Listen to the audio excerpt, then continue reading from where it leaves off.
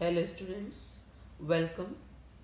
आज हम बात करेंगे पाश्चात्य राजनीतिक विचारक प्लेटो के शिक्षा सिद्धांत के बारे में।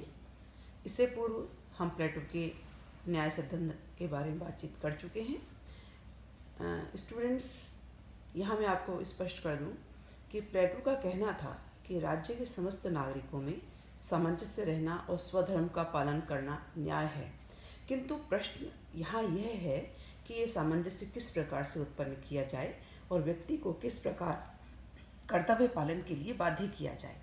इस ध्येय की प्राप्ति के लिए ही प्लेटो ने दो साधनों यानी शिक्षा और साम्यवाद की व्यवस्था की बात की है।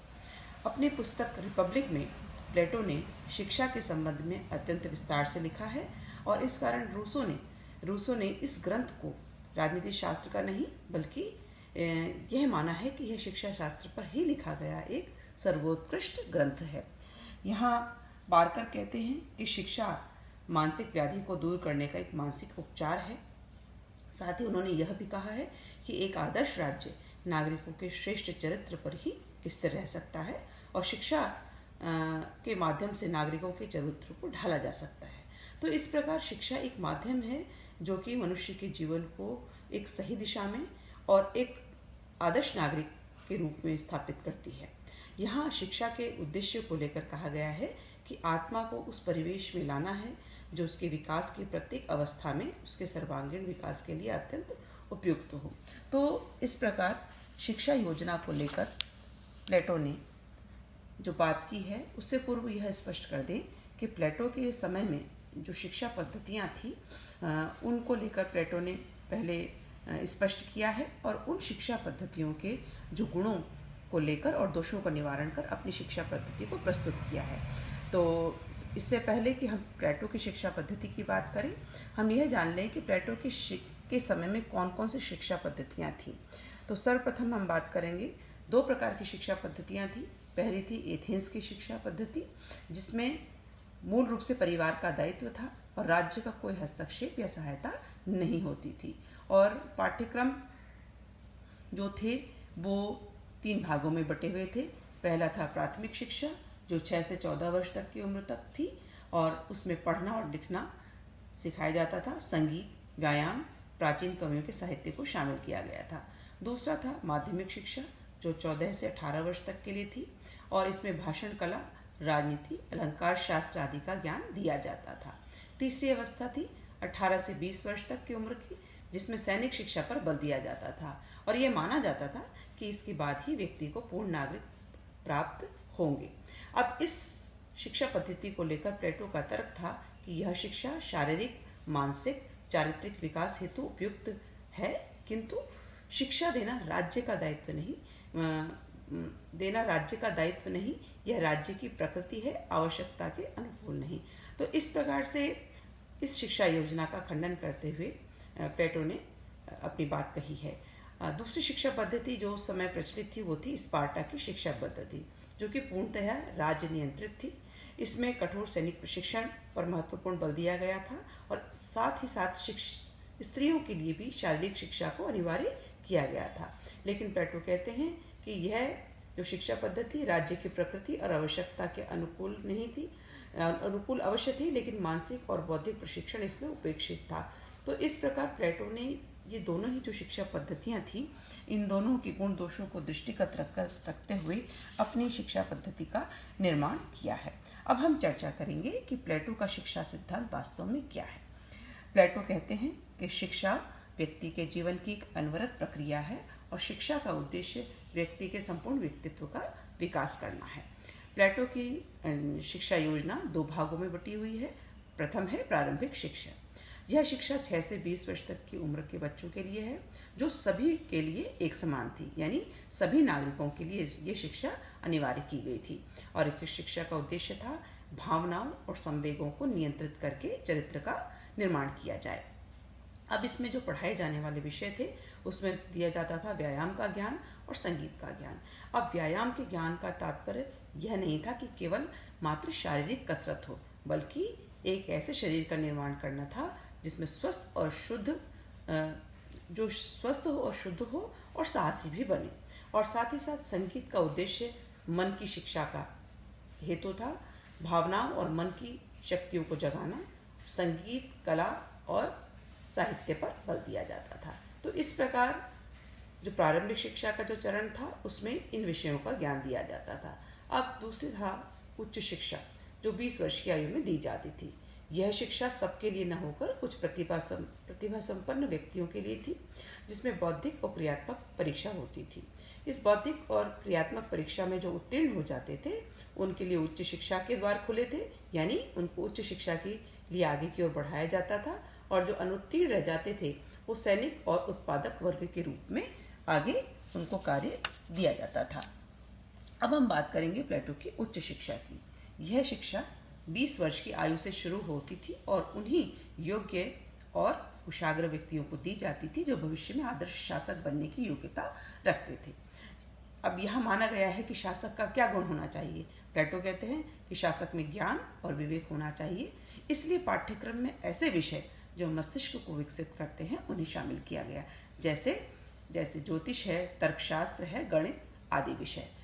20 से 30 वर्ष यानी कि 10 वर्ष का जो यह काल है उसमें इन विषयों का जो अध्ययन आरंभ किया जाता था, फिर उसके बाद परीक्षा ली जाती थी। और जो परीक्षा में सफल हो जाते थे वो 35 वर्ष की आयु तक द्वंद्ववाद यानी डायलेक्टिक्स की उनको शिक्षा दी जाती थी, और जो असफल हो जाते थे वो साधारण अधिकारी के रूप में आगे कार्य करते थे। और यहाँ मैं आपको स्पष्ट कर दूँ कि द्वंद्ववाद का मतलब तात्पर्य जो प्लेटो द्वारा स्पष्ट किया गया है उसमें कहा गया है विशुद्ध तत्व का ज्ञान देना, यानी एक ऐसे सर्वोच्च ज्ञान की प्राप्ति जो कि इस ज्ञान को प्राप्त करने वाले शासन का अधिकारी बनने की योग्यता रख सके। इस उच्च शिक्षा का उद्देश्य था शासक या दार्शनिक राजा या ऐसे संरक्षकों को जन्म देना जिनका कि राज्य में सर्वोच्च स्थान प्राप्त हो सके। 35 वर्ष की औपचारिक शिक्षा के बाद एक व्यावहारिक अनुभव की शिक्षा शुरू होती थी, क्योंकि पूर्ण ज्ञान की प्राप्ति, यहाँ मैं आपको बता दूं कि प्लेटो कहते हैं कि पूर्ण ज्ञान तभी प्राप्त हो सकता है जब तक कि सैद्धांतिक और व्यावहारिक दोनों ही ज्ञान का समुचित रूप में न दिया जाए। 15 वर्ष तक यानी 35 से 50 वर्ष तक संसार के जीवन का अनुभव प्राप्त करना अनिवार्य बताया गया। तो स्टूडेंट्स, इस तरह से प्लेटो ने अपनी शिक्षा योजना को चरणबद्ध तरीके से हमारे सामने प्रस्तुत किया है। अब हम बात करेंगे प्लेटो की शिक्षा योजना के गुण। पहली बात कही गई है कि उचित आयु में उचित शिक्षा, यानी बालकों, किशोरों, युवाओं और प्रौढ़ों के लिए शिक्षा का पाठ्यक्रम अलग अलग तरीके से प्रस्तुत किया गया है। दूसरा गुण है कि पाठ्यक्रम कुछ नियमों तक सीमित नहीं है, बल्कि यह मानव जीवन के संपूर्ण अनुभव को शामिल करता है। तीसरा जो गुण है कि प्लेटो की शिक्षा योजना राज्य नियंत्रित है और इसका मूल उद्देश्य चरित्र का सुधार और कर्तव्य भावना की प्रवृत्ति को उत्पन्न करना है। अगला जो गुण है व्यक्ति की शारीरिक, मानसिक और आत्मिक शक्तियों का विकास करना, यानी दूसरे शब्दों में हम कहें तो मनुष्य के सर्वांगीण विकास को शिक्षा योजना में शामिल किया गया है। अगली बात स्त्री और पुरुष दोनों के लिए शिक्षा की बात, और यह जो विचार है यह प्लेटो का एक क्रांतिकारी विचार है जिसमें उन्होंने दोनों की समकक्ष शिक्षा की बात कही है। अगला जो गुण प्लेटो की शिक्षा योजना का है कि यह दर्शन और बौद्धिक शिक्षा तथा आदर्श शासकों का निर्माण करता है, क्योंकि प्लेटो का मानना है कि जब तक दार्शनिक राजा नहीं होंगे और राजा दार्शनिक नहीं होंगे तब तक नगर राज्यों की जो बुराइयां हैं वो खत्म नहीं हो सकेंगी। अगला और अंतिम जो गुण बताया गया है कि प्लेटो की शिक्षा जो है वो एक जीवन का अल्पकालिक कार्य नहीं होकर बल्कि आजीवन चलने वाली प्रक्रिया है। लेकिन इन गुणों के साथ साथ ही कुछ आलोचनाएं भी प्रस्तुत की गई हैं। उनमें प्रथम है कि यह जो शिक्षा योजना केवल संरक्षकों और शासकों हेतु ही बताई गई है। उत्पादक वर्गों को, यानी जिसमें कृषक हैं, जिसमें मजदूर हैं, जिसमें कारीगर हैं, उनको इस शिक्षा योजना में शामिल नहीं किया गया है। दूसरी जो आलोचना है कि इसमें गणित और दर्शन को बहुत अधिक महत्व दिया गया है और साहित्य को एक तरह से उपेक्षित रखा गया है, यानी उस पर कम बल दिया गया है। तीसरा आलोचना का बिंदु है कि कवि और कलाकारों को राज्य के नियंत्रण में एक तरह से जकड़ने का प्रयास किया गया है, जबकि वास्तविकता जो है उसमें ऐसा माना जाता है कि कला की सृजनात्मकता हेतु स्वतंत्रता होना बहुत अनिवार्य है। इसलिए इस आलोचना को प्लेटो ने कभी भी कहीं भी नहीं स्पष्ट किया है। अगला जो बिंदु है राज्य नियंत्रित, यानी राज्य द्वारा संचालित जो शिक्षा है वो व्यक्ति के विकास के लिए नहीं बल्कि वो राज्य के विकास के लिए है। शिक्षा अगला जो आलोचना जो की गई है उसमें बताया गया है कि शिक्षा योजना बहुत लंबी है और खर्चीली है और 35 वर्ष की जो धनी व्यक्ति है यानी जिसके पास धन है वही इसको ग्रहण कर सकता है और 35 वर्ष की आयु तक शिष्य बने रहना जो है किसी भी व्यक्ति में नवीन कार्य के लिए उत्साह को कम कर देता है, उसमें आत्मनिर्भरता की कमी आ जाती है। तो यह एक बहुत बड़ी आलोचना बताई गई है। और अंतिम आलोचना ये कही गई है कि प्लेटो का जीवन दृष्टिकोण निराशा उत्पन्न करने वाला है और यह जो शिक्षा योजना है केवल मात्र उच्च वर्ग के दार्शनिक शासकों को ही लाभ पहुंचाती है, समाज के जो अन्य वर्ग हैं उनको इससे कोई अधिक फायदा नहीं हुआ है। किंतु इन सब आलोचनाओं के बावजूद इस बात से इनकार नहीं किया जा सकता कि प्लेटो की शिक्षा योजना का अपना एक महत्व है, जिनमें हम कह सकते हैं कि चाहे कितनी भी कमियां हों, इन कमियों के बावजूद प्लेटो की शिक्षा योजना अपने समय की दृष्टि से पर्याप्त आगे थी और जिसमें मानव के सर्वांगीण विकास का मुख्य ध्येय था और उसको लेकर के ही शिक्षा योजना प्रस्तुत की गई।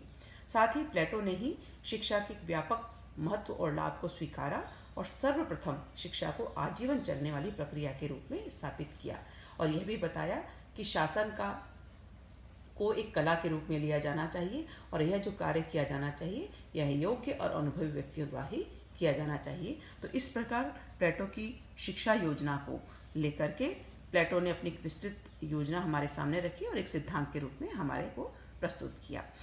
आज के इस व्याख्यान में स्टूडेंट्स हम यही अपना व्याख्यान खत्म करेंगे और अगली क्लास में हम प्लेटो के नए व्याख्यान के साथ आपके सामने शामिल होंगे, आपके साथ जुड़ेंगे। तब तक के लिए थैंक यू।